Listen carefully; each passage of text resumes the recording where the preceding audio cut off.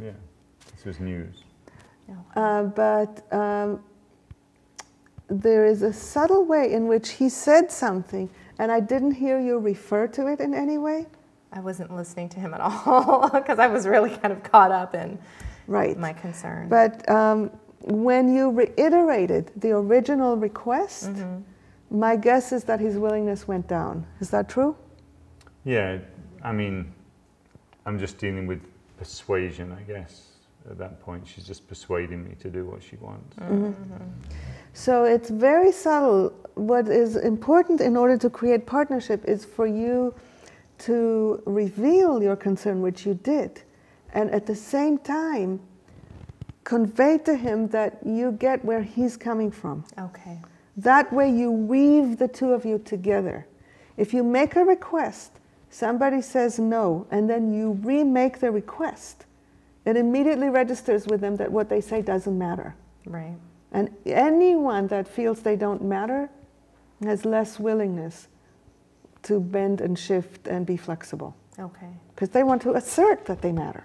Right. Does that make sense? Yeah, definitely. So how will you convey to him, whether or not you agree with him, how will you convey to him that you understand what he's saying? Okay. So you've expressed the stress, now how will you include that piece? Okay. And I'm also hearing that you're feeling pretty confident that this can get done on time. Yeah, I am confident, and I'm kind of concerned by the idea that your job is on the line about this. I mean, where's that come from?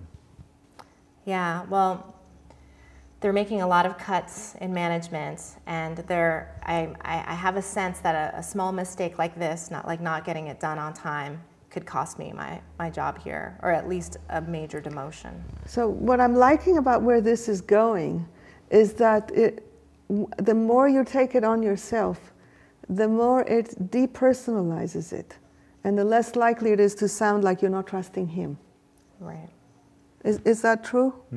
And ultimately, really what you're asking him, although you haven't said it, I think that's the truth, you're essentially asking him, do me a favor.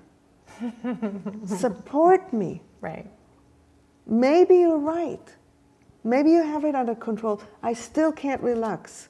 Would you help me relax by coming? Right. It's a very different message. It's much more vulnerable. It is, and I'm not used to communicating in that way at work. But let's see the effect of what that would be like. Okay. You may not want to say the words, do me a favor, right, but you can ask for support. Right. Right. Okay. So with these cuts coming, I'm very, very sensitive to the progress that's being made in this project and to how important it is for me, that it gets done. And I'm wondering if you'd be willing to work with me somehow to see that we can make a lot more progress on this report in a pretty short period of time. I am really happy with how you did this, because you actually found your own way to express it without being that vulnerable, actually. Right. And still, I liked in particular the phrase, work with me. I really got a sense that you're holding him and yourself and trying to find something. Did you feel that way? Yeah, yeah. And there was, because I am here listening to the previous dialogue, the thing about that my boss here did not say is, Kimberly, is the thing about that she won't be able to relax. Yeah. And that she would love to be able to actually have some relaxation at a time of stress. And I had a sense that would get me on board even more in some way. This is, I'm glad you're saying this, because I agree with you, and this is the irony of how the thing that is most likely to get people to want to do what we want is the thing that we're least likely to say. Because it's the most revealing and the most vulnerable. But it is precisely that vulnerability that tends to touch the heart of the other person and create a genuine willingness that cuts through roles and shoulds and have-tos and what's right. And that is what is most likely to get him to be willing to support you. And I get a sense that that would be a hard stretch for you. Mm-hmm. It really would be. Yeah, and still you went part ways and you're willing to go part ways. Yeah. Yeah. So this dialogue can continue. Yeah. And I want to just try it out for a moment from the other side and see how that will be. Okay. So you start at the top again, and this time, let's see if you can say something that will transform the situation. Okay. Okay. So can you Kevin, rewind to that defended boss? Yes. Yes. Easy, isn't no problem. It's natural. Right. Exactly. So Kevin, we have this big deadline coming up, and so I'm going to need you to come in this weekend to finish up that project. Huh. Wow, that's hard for me to hear right now, because I had a lot of plans with my partner, commitments for this weekend and stuff, and at the same time I also have total confidence that I'm on track for hitting the deadline, as usual. As you know, that's my track record. So I'm just wondering, what are you getting from what I'm saying? I just want to be sure that I'm making myself clear. Well, it sounds like you're confident that, it sounds like you have some important plans this weekend that you don't want to have to change or cancel, and you're confident that the project will get done on time at the pace that you're going. You're being such a nice boss. I was going to say, but. But I'm not confident that it's going to get done on time. So I'm asking you to get a little bit further ahead than maybe you feel like you need to, because this is so important. Okay.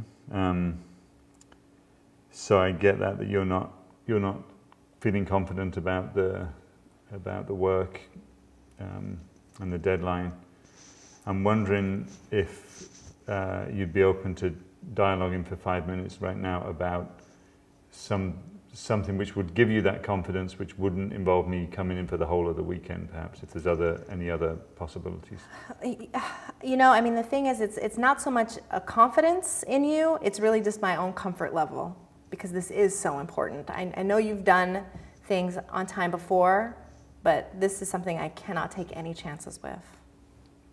So just your own wanting to feel comfortable about it and having some kind of breathing space or something like that. Exactly. And to answer your question, yes, I'm willing to talk a little bit about this, but that's not going to change. But I'm happy to talk to you. Right. Okay, you got a lot of distance. She's willing to talk with you. It doesn't matter that she says that won't change, because it might still change. Mm-hmm. She's already appearing to me a little softer than she was. Doesn't she?